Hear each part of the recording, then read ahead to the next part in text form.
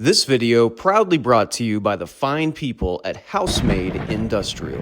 Whether you're new to knife making or a seasoned pro, visit housemade.us to up your game with affordable quality gear. What's going on? Welcome back. Today we're going to continue work on this hidden tang Persian fighter. And this week my goals are to finish getting the metal profiled out. We're going to throw this back in the forge and forge out our tang so that we have enough material to make the tang. And then we're going to be working on this billet, getting all the forge scale off, cleaning it up, and getting it to start resembling this knife. Once we get that step done, we'll see how far we make it, and we may start talking about handle material and the guard.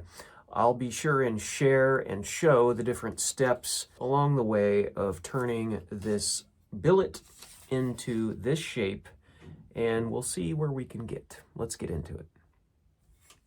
All right, there are multiple ways to accomplish what we're trying to do here.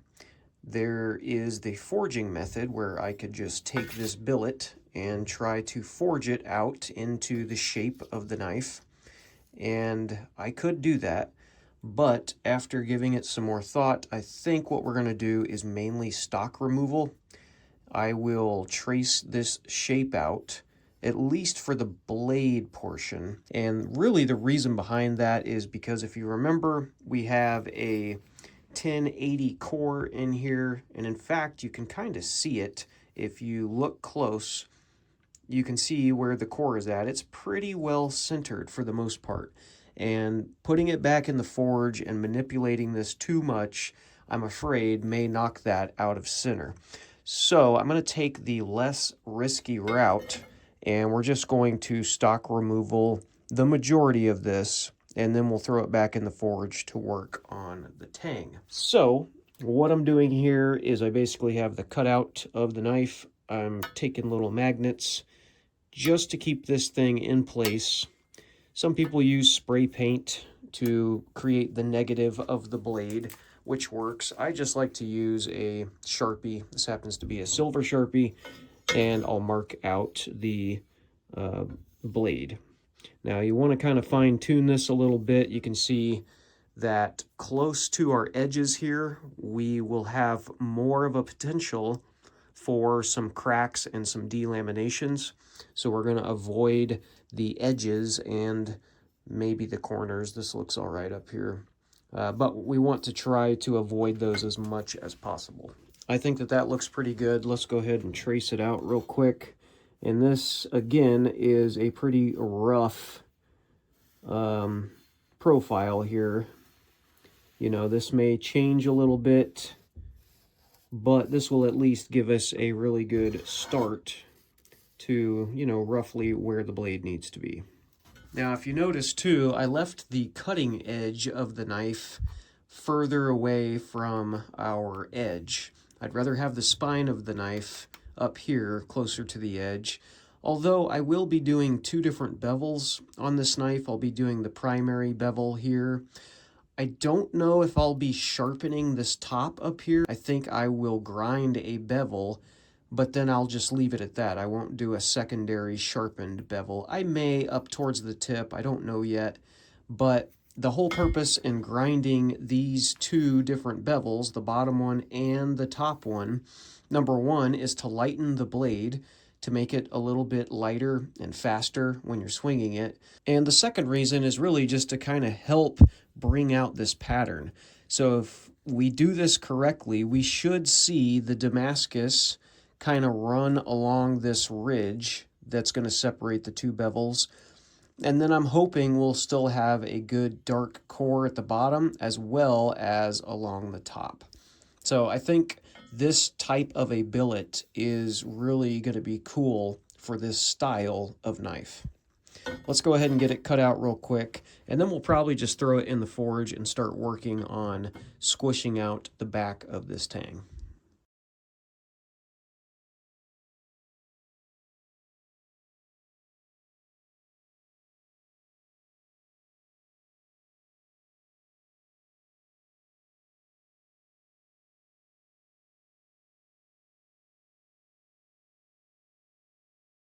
All right, so we have the profile of the blade drawn out on the anvil, and we have a little bit of the material removed. We are ready to throw this into the forge and begin to shape out this tang. I cut a section off the back end of it here because I think the rest of this material is going to be enough to draw this thing out to the end here. And that's really about all the tang we're going to need for this blade. That way I can use this little section that I cut for something in the future, a future project. And this piece as well, it was decently big. You know, they're not maybe big enough to make knives out of, but I could use them for guards or spacers or whatever in the future. This stuff is really hard to produce, at least for me, so I like to hold on to all the pieces that I can. Anyway, let's go throw this in the forge and we'll get it heated up and we'll begin the process of fixing this tang. I'm gonna go ahead and throw it in the newer forge here, only because I've got a almost empty bottle of propane and this isn't gonna take a lot to do this. And that way we can get the propane used up. All right, let's get it fired up and we'll start knocking this tang out.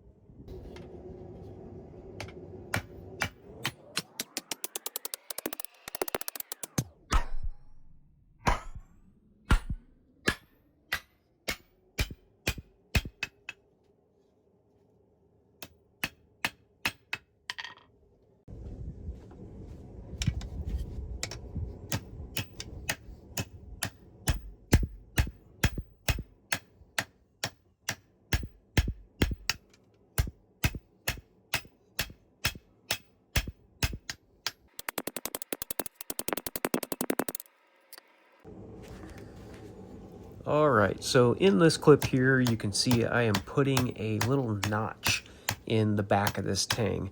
And really what I'm trying to do is kind of create the step down for this tang.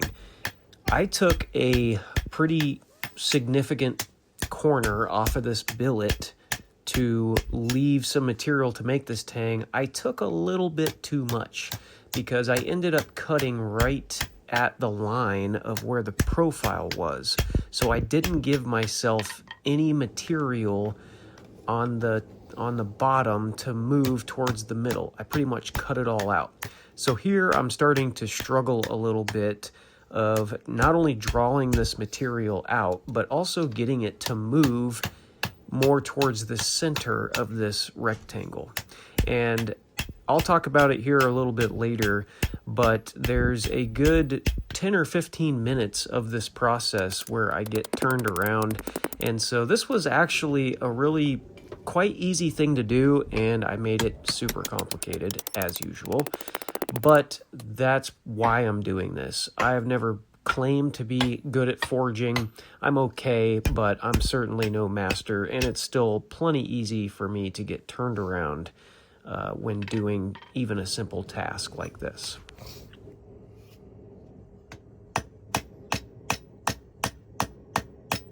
So here I'm using the cross peen hammer that Randy made me, and I'm using that to pretty much just try to knock this tang more centered with this rectangle. And I'm kind of hitting it in the same spot over and over again in hopes that it kind of moves that material. And then I'm also switching back to the rounding hammer to make sure that the part that I'm upsetting, I'm also smoothing back out. So that helped a little bit. I really did just use a combination of the edge of the anvil and then also the horn. Now, once I've been after it for a while, you can see I'm lining it back up and it's looking okay, but the tang is not going in the right direction. So that's going to be the last step, is just continuing to taper this, draw it out some, and then curve it in the right direction.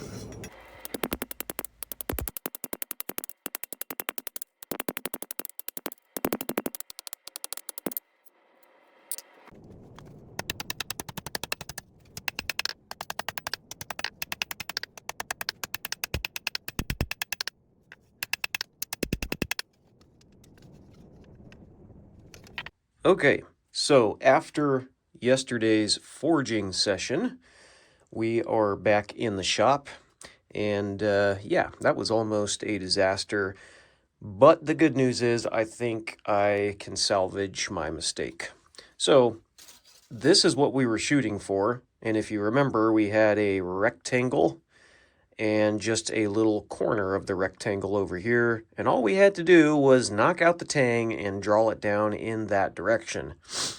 And this is what I came up with. Great job, Matt. Really, way to go. But what's funny about this is I am used to looking at the blade in this profile, where this would be the cutting edge. And so I think what happened was when I went to go move the material for the tang, I had put it on the edge of the anvil like this, and I was knocking it down to kind of start my tang or whatever, not realizing that it was moving all of the material here inward.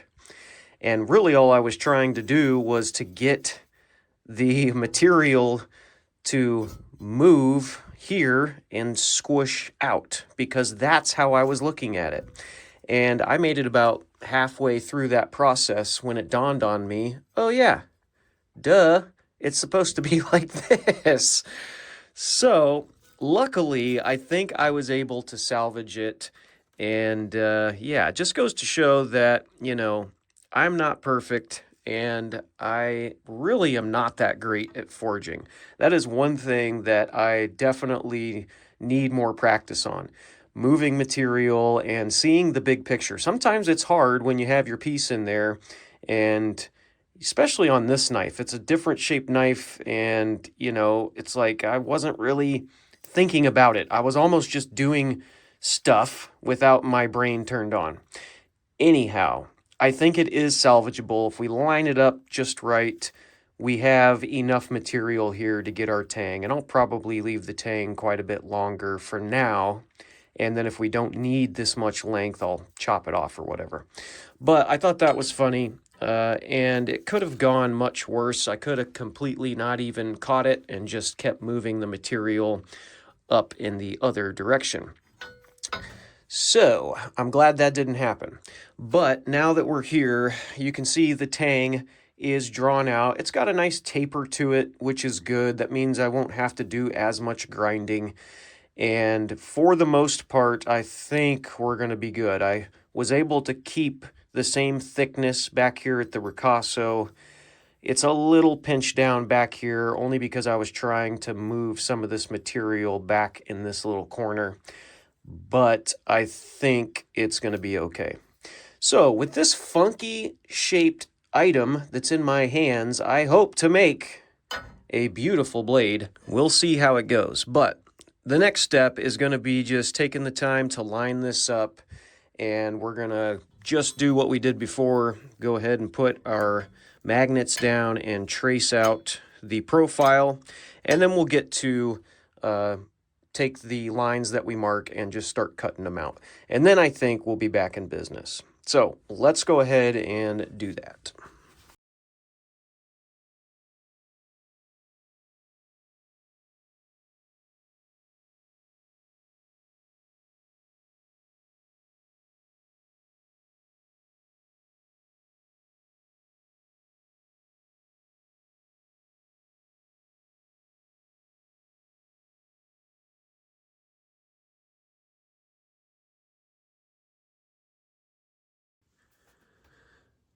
All right, so now that we've taken the time to remove some of the extra material away from this with the bandsaw, we're ready to move on.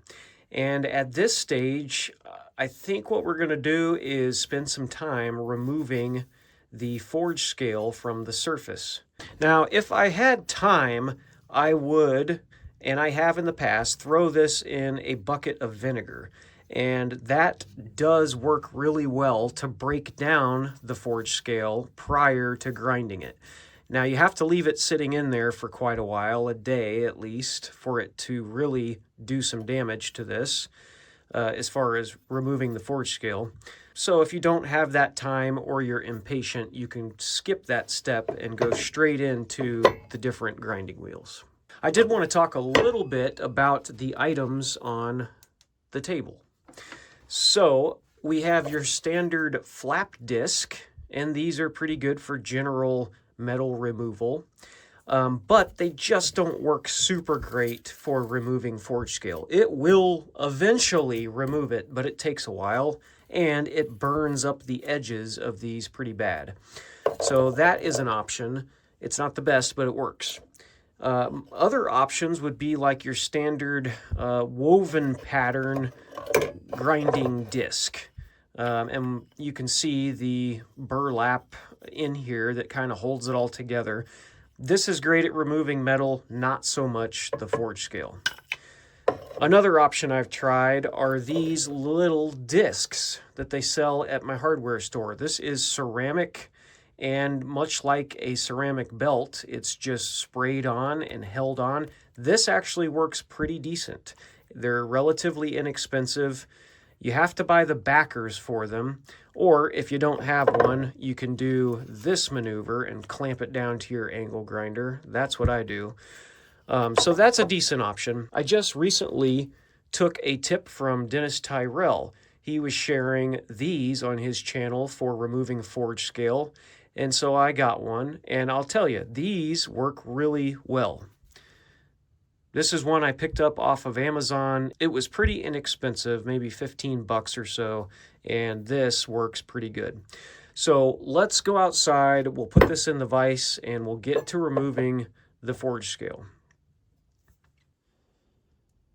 All right, so we've got the blade put in the vise.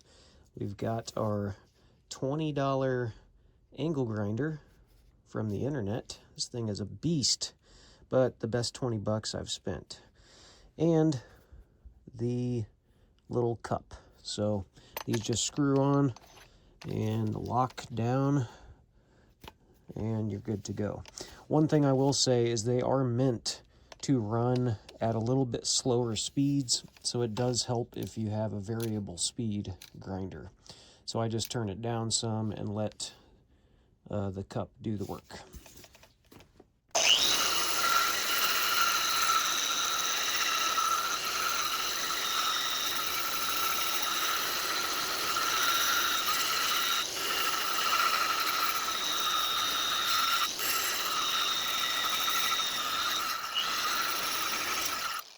So you can see there, that was maybe a minute, and it pretty much takes the scale right off of there.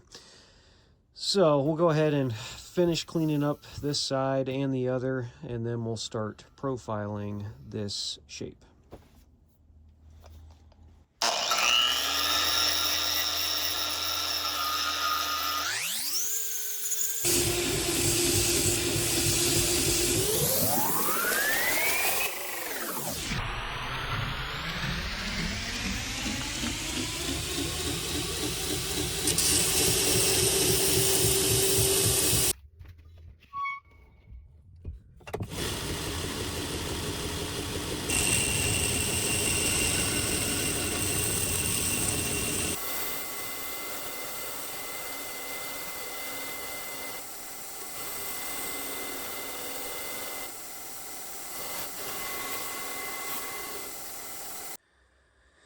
All right, so after spending a little bit of time removing the forge scale and surface grinding this knife, which is just me using my triangle and then moving back and forth along this 4-inch contact wheel, we are now ready to profile.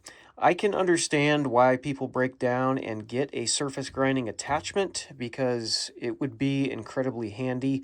Now, I'm not doing super precise work where I need, a truly flat piece of steel, but doing this whole process by hand, it really does take time and it's not perfect. There's still going to be low spots and dips and that sort of thing. So, anyway, maybe one day I'll be cool enough to get a surface grinding attachment for this thing, but that day ain't today. So now that we're back over here and we've got this cleaned up some, we're just going to put this back on here, trace it out, and then we'll be able to finish cutting out the profile.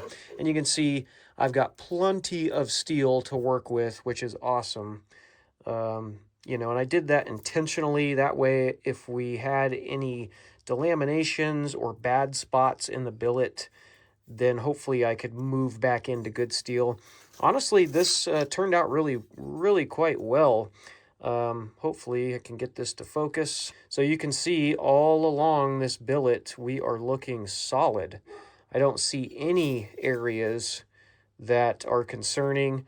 This is all one solid piece of steel, which is awesome. Anyway, let's get it traced out and then we'll continue grinding.